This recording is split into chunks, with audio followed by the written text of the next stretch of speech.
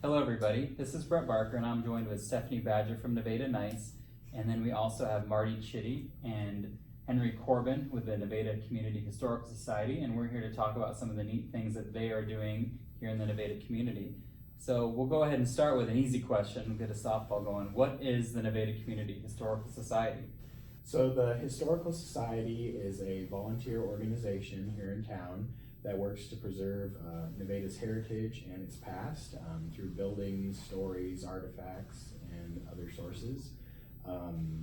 We're an organization that has been trying to reinvigorate its base and try to bring in new membership, new interests, and become an active part of our community. Very cool. And obviously we have a nice young face representing the Historical Society, which is great to see, some young blood That is one in of any the, organization. That is one of the successes you have seen, and it steps outside of just the Historical Society, as you've seen people both new to the community, younger people in the community, that when they have a shared interest or a shared goal, they try to find an alliance to access that outcome. And there are a lot of organizations we've got in this community, and the Historical Society has pushed themselves into outside of the comfort zone as it historically existed here in Nevada, to do things in conjunction with the city, and you would know that story best, Mr. Mayor. But what you're seeing is a revitalization of the awareness of what Nevada is or could be, because people stepped, with fresh eyes, they've come to Nevada with different experiences in different communities and seen what other people and the success they've had. And they've looked at Nevada and said, well, I've seen this done well elsewhere, why aren't we doing it here?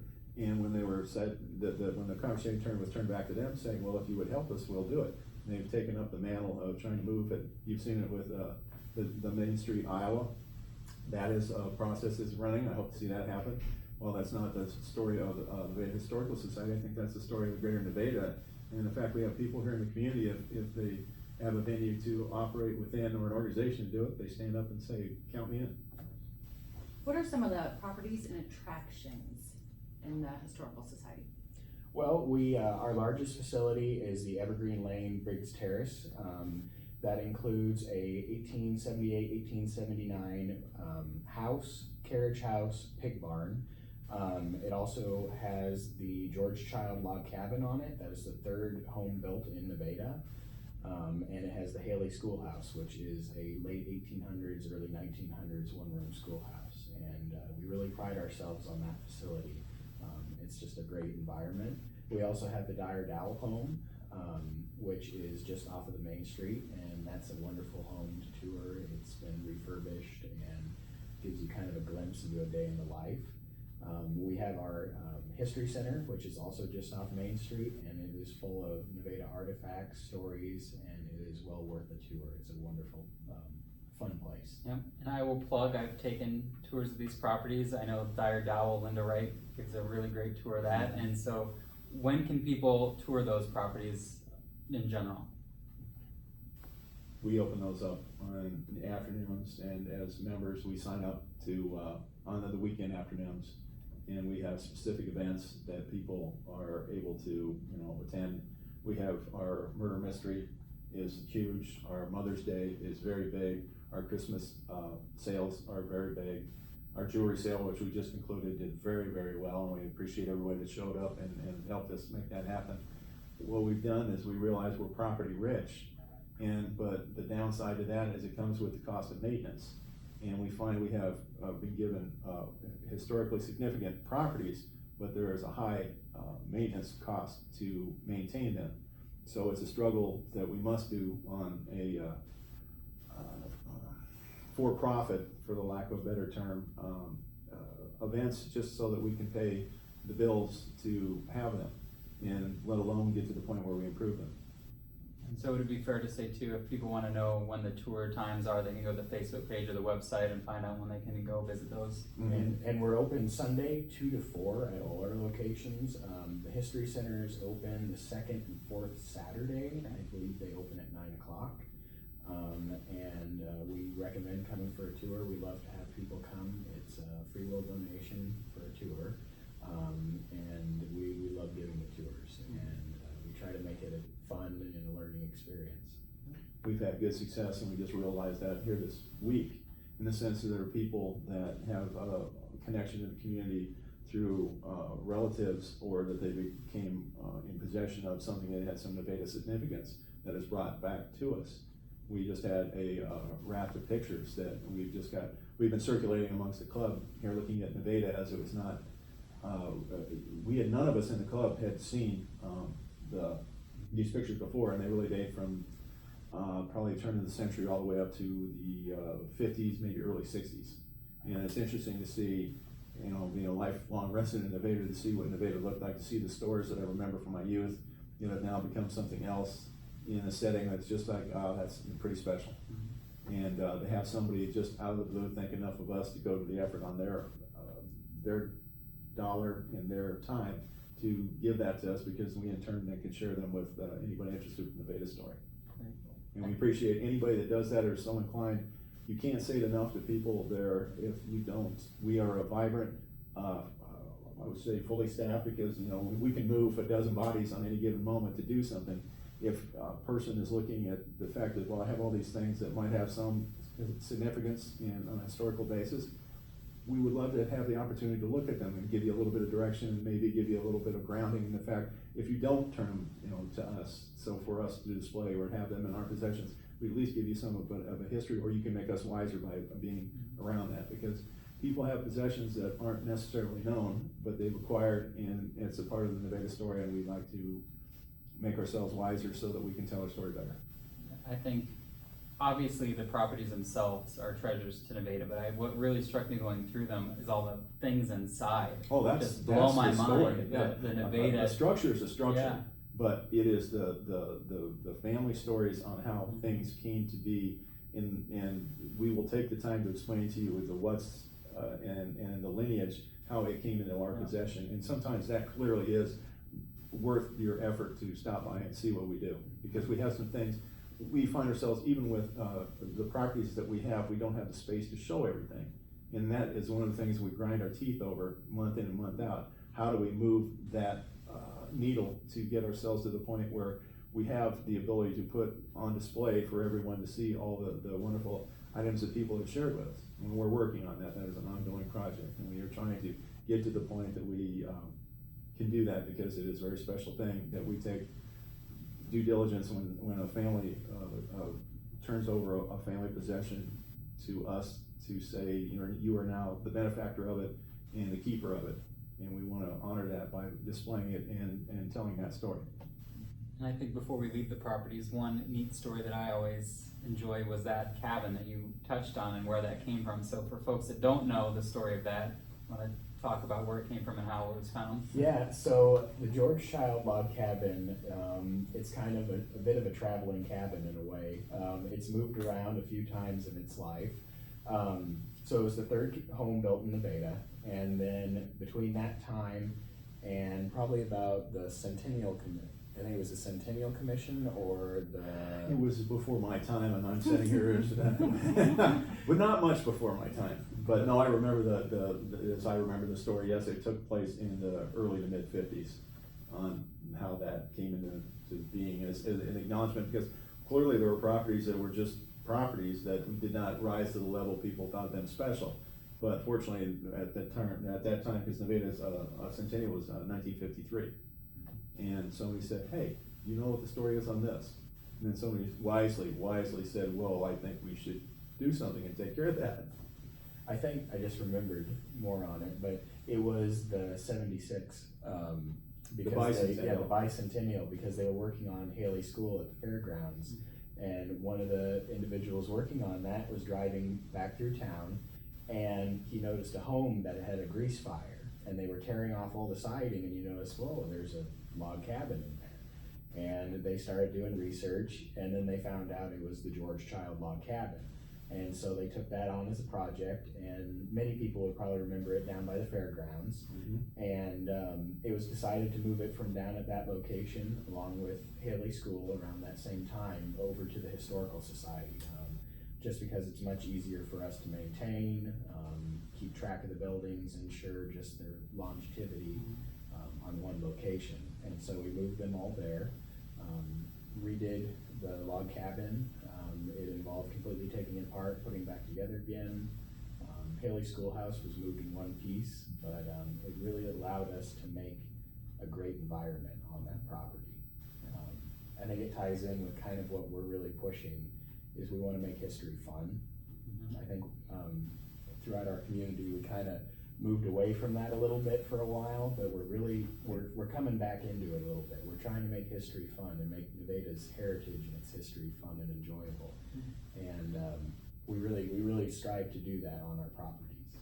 It's fascinating to me that it was inside another building and they just Yeah. stumbled upon Yeah. it and there's a Yeah. historic cabin. Yes, I think Nevada has aged itself in a position where we welcome new, but you go down to Burke on the south side of town and see a multi-million-dollar build out of a very large facility, yet we take the time to look in the quiet corners to see what is worthy and what is able to be taken care of, because if I think it's an old Indian adage that the fact that you're only truly dead if somebody doesn't remember you. And I think that it's incumbent upon us as a historical society that we will try to take anybody's story and handle it in a respectful and manner that we can to let everybody know that Nevada was built in quiet ways and in very public ways. And we welcome anybody's input, both in the solicitation on interest, on their visits, on their dollars, on their time. I mean, we I'm new to the organization, but I've always followed them. I've known the members. I went to school with a lot of them, and I've watched them do some very special things. They're in the process of doing some special things, and you can't say it enough. This is an organization that welcomes new people to the table. Bring your ideas, bring your energy, and let's see what you can do with us. What are some of your upcoming events? I heard you mention something about a tractor ride. That would be, Yes. go ahead and Yeah. Mr. Corbin, Yeah. that would be in your wheelhouse. So we've been putting on the Briggs Tractor Ride for, I think this will be our third year. So it was just an event that kind of came about. My father and I are really involved in tractor rides, tractor collecting, and it was just kind of a fun thing where we were thinking, well, why don't we try that? And so we've had great success. It's been growing continuously. It's a lunch, a nice drive. It's just a fun group of people. We're always trying to make it bigger. We always make our routes entertaining, fun. It'll be in September. We're still working on the date just because there are several other rides in that window and we don't want to compete with them, and we kind of want to allow people to, I guess, not have to pick one or the other. And so it's a fun fundraiser for us, and we invite the public to come out and look at the tractors, and it's a good fun time for all. Very cool. Well, look at the success Nevada's had with this neighbor bicycle ride. That was an idea just born out from a small group of people talking about, hey, why don't we do that? This has that same lineage. Very cool. So speaking of that, what would you say are some of the big past accomplishments that this historical society has had? Well, I think you're going to see the process of Henry Park. That was a conversation that was had in the community at two different points in time. You're seeing the fruition coming in. You'll see signage to reflect that story here coming up soon. I'd have to say, just because I'm kind of at the periphery of it, but as Nevada moves a capstone capital campaign forward, that the city has asked the Historical Society if they wanted to participate in the fund acquiring process to where it could be mutually beneficial, that this community would move in regards to a rec center and anything else they designate, but also that the Historical Society could be at the table for a capital acquisition. And that's pretty special because too often, I've said this to everybody, they'll give me their ears for 30 seconds, too often, too many organizations in Nevada have led siloed existence where they did whatever they did, right or wrong, good or bad, in a quiet way that if they had success, people heard about it. If not, they failed quietly. Mm-hmm. Well, those walls have come down, the outreach has been made. The city, I want to thank for the fact that they asked us to come in. We have had that conversation amongst ourselves. I think we need to be at the table with you, and we appreciate that offer, and we will work to make it happen.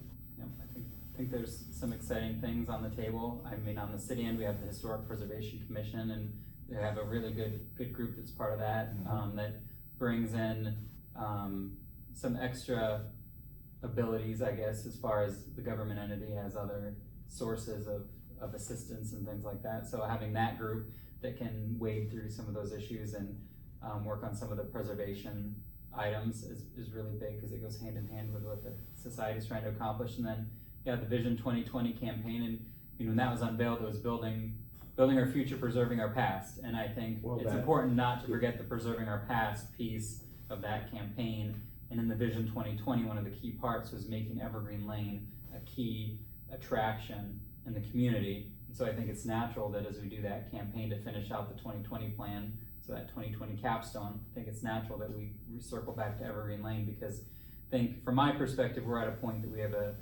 incredible treasure that if we don't take care of soon, we're in danger of losing. And I think that's a story we have to tell, so we could preserve that for another centuries to come. I would think we would miss an opportunity to put it out there, but if you have been from Nevada any length of time, you have driven past this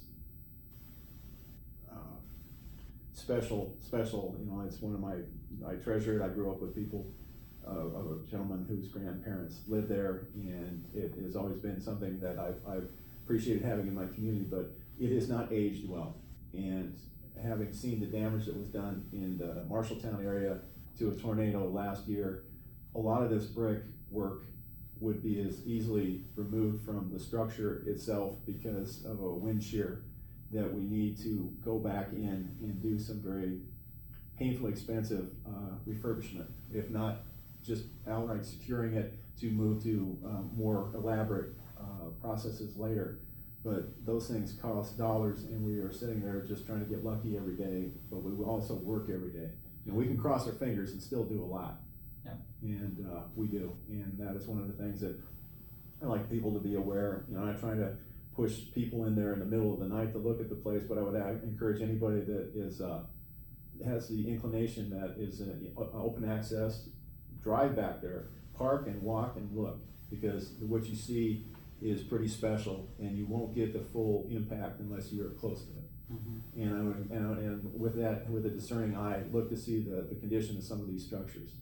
And if you're so inclined to say, well, that's not right, I wish it were better, well, then let's have a conversation, because maybe you can help us. Yeah, I would tell people to keep their eyes open, because the 2020 Capstone Capital Campaign, community-wide effort for some of these big key projects will be forthcoming, so keep your eyes open for that. Mm-hmm.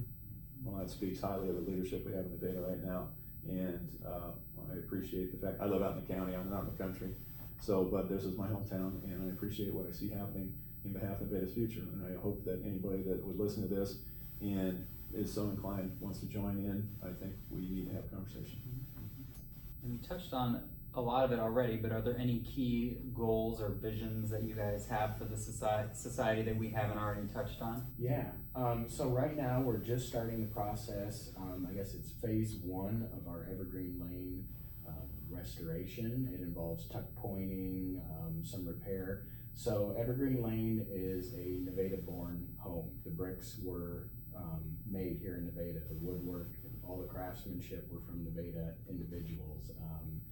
And we're very fortunate to have several of those structures still around. The Queen Anne, Dyer Dowell, many know the Wilson Farm home out by Indian Ridge.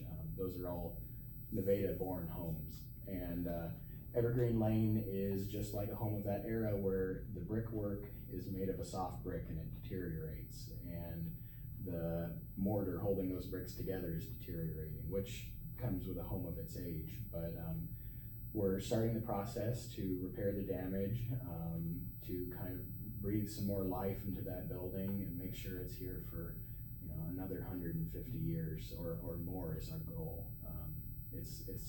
There's something worth saving. Mm-hmm. And so we're starting our project there. That's right. And that's our main focus right now. We're really pushing for that goal at the moment. Very cool. So if someone wants to help or become a member, what do they have to do? Well, you can visit our website and can join through that, or we love having people stop by. If you are on the fence, if you're not quite sure if you want to be a member or just volunteer, we recommend come when we're giving tours, or even just give us a call, and we're happy to answer questions. And if we can maybe help you with your decision on that. We love volunteers. We can't have too many volunteers. We can always Too much use- of a good thing. Yeah, and membership wise, you can visit our website or talk to any of us on the board, and we're always happy to help with that. And memberships are super affordable, so I'd encourage everybody to think about becoming a member of the Historical Society and helping them pursue these missions. Couldn't have said it better myself. Thank you. Okay, I think we about covered all our bases, so we'll go ahead and sign off and thank everybody for listening. As usual, if you have ideas about future topics you'd like to hear about, please let us know. Also, you can subscribe to the podcast now on Apple, so finally got that taken care of, along with Google, Spotify, and Stitcher. So thanks for listening, everybody, and have a great day.